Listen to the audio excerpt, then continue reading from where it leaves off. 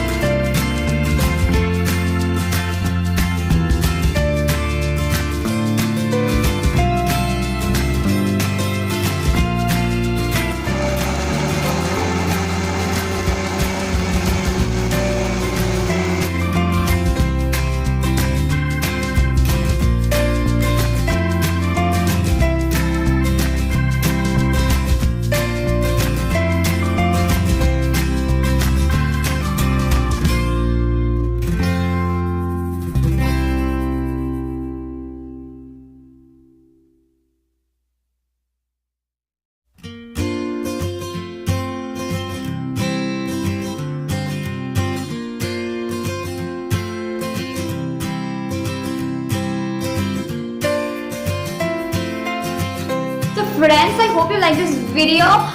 Wasn't a very easy and simple recipe, and also it's very healthy, so you can just chill it in the fridge for 1 or 2 hours and just serve it to your guests, and you can top it with any kind of dry fruits of your choice.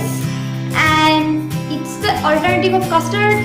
You can use it in that way also, and I think it is really easy, so you should definitely try this at home in this hot summer.